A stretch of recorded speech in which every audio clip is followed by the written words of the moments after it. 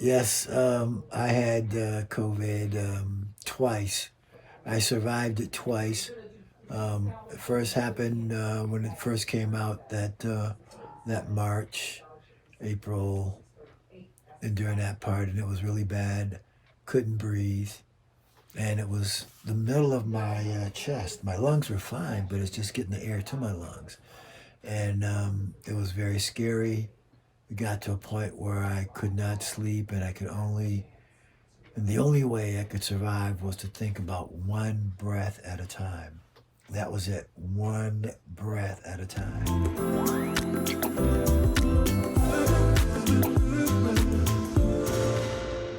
Today we're actually doing some door-to-door canvassing with COVID-19 information, knocking on some doors and sharing some COVID-19 information. So we've got some flyers that we'll be distributing, hoping to educate people about COVID-19 and about the vaccine. Then sometimes you get people who do open the door and you're able to talk to them and share some information, and then hopefully educate and get them to get the vaccine and keep themselves and the community safe.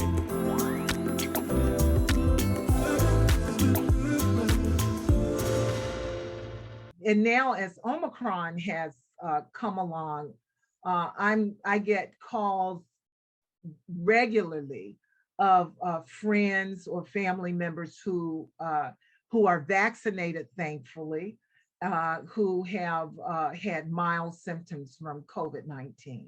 What made it a very easy decision for me was one, just to ensure my safety, but also to take into consideration my grandchildren, my children, and the broader community, and my feeling of responsibility, because I know that the more people that are vaccinated, the more that we can bring the spread under control. And so, without hesitation, I received the vaccination and encouraged other people to also get vaccinations.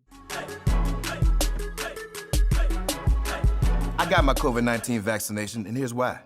This isn't about gimmicks or sentiment or what commercial I like. This is about facts. COVID-19 vaccines are safe and effective. Millions of doses have already been given in the United States, and these vaccines have the most intensive safety monitoring in U.S. history.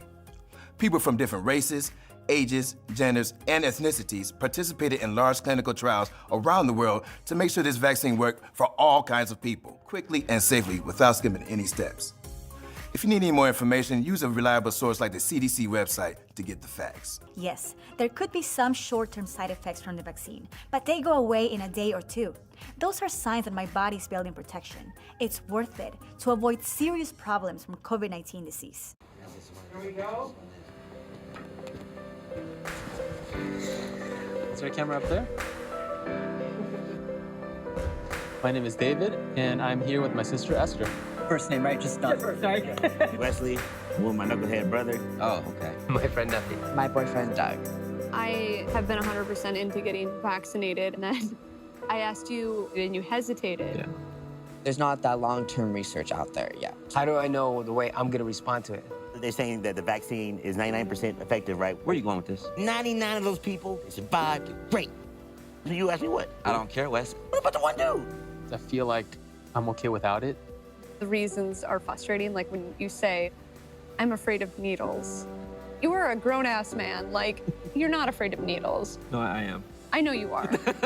I'm just saying, like, everyone has a right to make their own decision. But why would you want to take that risk? All these shots after shots, like, I don't want to have to go through all that. Compare that to having to be in a hospital for a month. They're So, like, think also about this, asking look. you to do your research, to go see your doctor, ask your doctor questions so that you can protect yourself and protect the strangers that are also... In a year or two, I would think about taking it. I'm just saying, I don't want to be on the front line. But you're human. You're gonna make a mistake.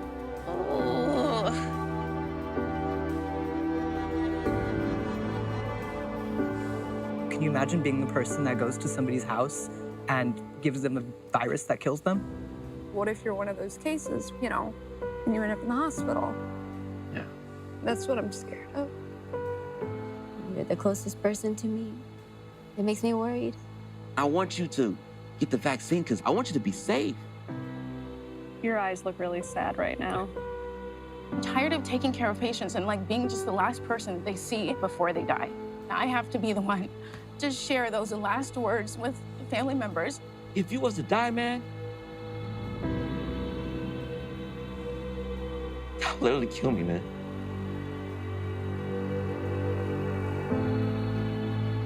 Can I hug you? Yeah. If it made you feel that way, bro, I'll probably do. I love you. I love you too.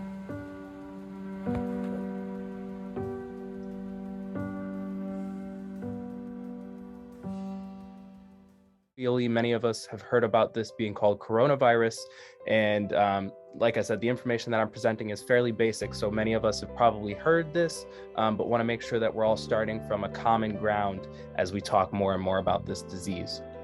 So COVID-19 is a disease that affects the respiratory system, these being the organs that we use to breathe, and it is spread most via respiratory droplets when people cough, sneeze, or speak.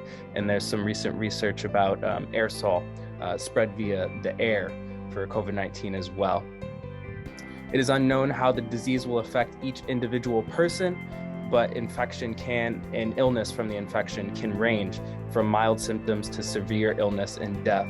So I'm not going to read these symptoms word for word because you can all read, and I think many of us are familiar with the symptoms of the disease by now, but they're very similar to fever-like symptoms. And they often appear anywhere from 2 to 14 days after someone is exposed. And so this period where people are not showing symptoms, or sometimes people never show symptoms, these are huge concerns as we think about individuals who feel okay but are carrying the disease and are not being tested because they feel okay and then are passing the disease on to other people.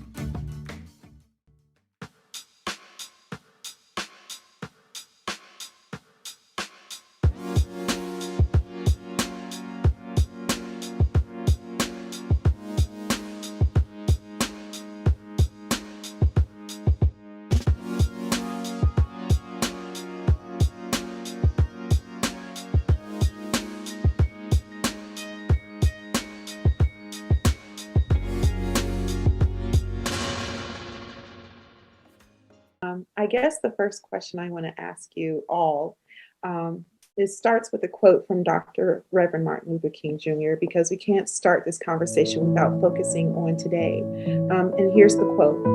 The ultimate measure of a man is not where he stands in moments of comfort and convenience, but where he stands at times of challenge and controversy. All of you have touched on that in the times we're living in. So in the times that we live where, we face state governors challenging presidential masking mandates, and in the constant controversy about boosters and variants, I have to ask you all, where do we go from here? How do we process these myths and misinformation? Yes, I'd love for all of you to address this. Jade, if you don't mind sharing your thoughts first. So I would say probably the myth that I would like to touch on the most is that I've seen so many people or patients kind of note that, oh, why do I need to get the vaccine? Obviously, all these people I know who've gotten the vaccine, even some of them who've gotten their booster shot, are still coming down with the virus. So why is it relevant? I mean, if we're all going to get it anyway, who cares? What difference does it make? And I think the thing that I really want to drive home as it relates to vaccines as a whole. There is no 100% guarantee. Whether you're getting a shingle shot, a pneumonia shot, a flu shot, it does not guarantee that you will not come down with the illness. The purpose of the vaccine is to give you protection. And so we're trying to prevent people from coming down with symptomatic disease, meaning that now you're requiring a hospitalization or worse, death. So when I have these conversations with people who are hesitant because they feel like it doesn't matter anyway, people I know who got the vaccine are still getting sick. When you compare the experiences that people are having when they're getting sick, it's much different. So for someone who's received their booster vaccine, yes, maybe they will still feel ill, but are they going to be more mild or minor, cold and flu-like symptoms where they can take, something over the counter and maybe they're uncomfortable or a little under the weather for, 2-3 days and they're able to bounce back? Or are they going to wind up on a ventilator? And I think ultimately, no, everyone's not going to wind up on a ventilator or die just because they didn't get the vaccine. But the problem is you don't know what your experience is going to be. And we've seen so many, people from various backgrounds have extremely different experiences. And so whether it's someone who seems like they're fairly young and relatively healthy that we've seen succumb to the to this virus versus someone who maybe is older and winds up being okay, you don't know what your experience is going to be until you come down with COVID, and you don't want to find out the hard way. So the myth that I definitely want to try to dispel is just the fact that, again, the vaccine is working even with the breakthrough cases. So just keep in mind that when you're getting the vaccine, when you're getting boosted, you are protecting yourself. Absolutely. Like you said, it's not a 100% coverage. I'm learning that too. I know I definitely grew up thinking I got my vaccine, I'm perfectly safe from the flu. But like you said, it's building the protection. So going to that question, I guess I want to ask Sayana and Henry. Sayana, is there a particular myth or misinformation that you would like to debunk? Yeah, I think one thing very important is a lot of people is doubting this vaccine because it was so quickly, right? When we had this vaccine. So this was like the development of this vaccine. I mean, the multiple vaccine that we have now was such a quick one that people think this is just like experiment, right? This is experiment and I should not dare to take this. I want other people to get that first. So I'm going to be at the end of the line. So I see what's going on. And this is very important to explain. We never seen before in the development of a medication so much money put into the trials. So the trials are all the experiments that researchers and developers do before they get approved to give the vaccine to us. So the trials means a lot of people is invited voluntarily to participate in studies. Now we have more protection of human rights into it. So people really has to sign a consent and understand the risk.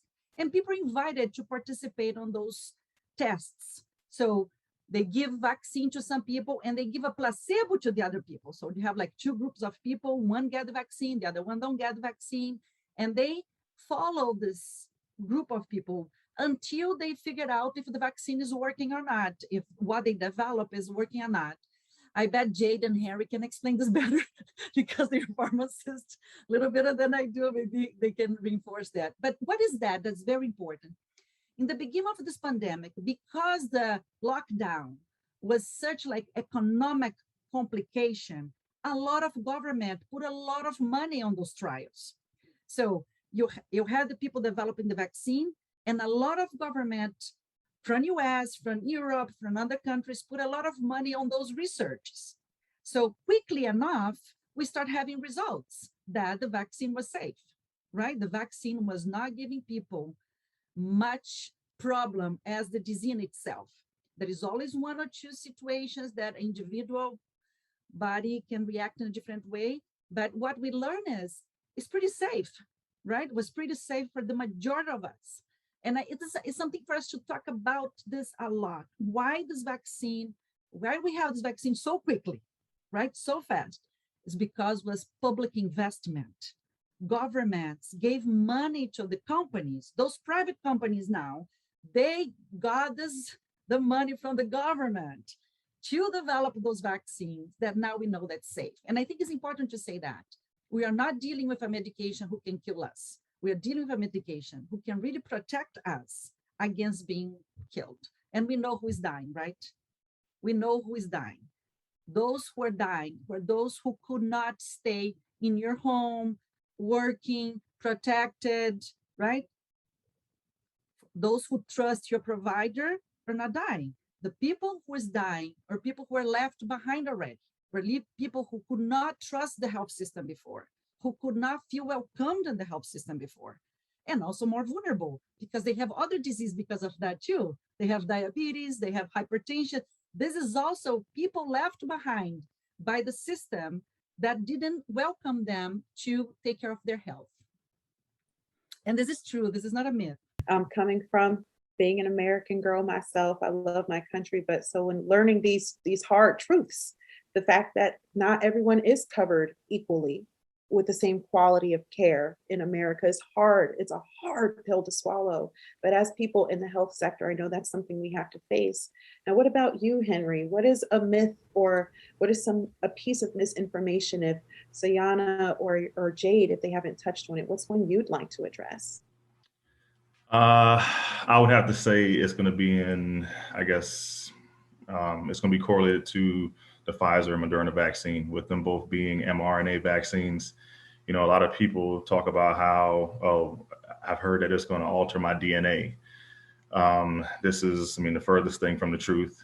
Granted, yes, it is a new technology for vaccines. These are the first two vaccines in which we've had this style, of immunity or protection from, the vaccine like this. But, at the end of the day, it's still basically all it is showing your body a different way to develop the protection. The traditional vaccines like the Johnson & Johnson vaccine is more so exposing your body to they're calling it like an attenuated or a dead strain of the virus, so that your body can then develop its own immunity to it. Where the messenger RNA vaccines, they're teaching your body how to make its own protection against it, opposed from exposing it to a little bit of the virus.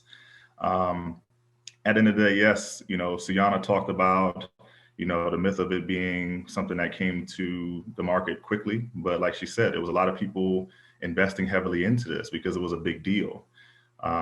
So like I said, at the end of the day, vaccines have shown to protect people. We have diseases and conditions that have basically been eradicated due to vaccines. So you definitely have to use this. This is a tool in your toolbox that we've been blessed to be able to use to protect us. So yes, to dispel the myth of it changing your DNA, that is completely false. I recently saw one of the Marvel movies, and I'm not going to spoil anything for any Marvel heads, but I just know I've always wished if I could be a superhero, but I'm glad you dispelled the fact that it doesn't change your DNA. So sorry, we won't be any superheroes anytime soon, y'all. I hope everyone has a great night, and unless there's anything to add, peace out, y'all.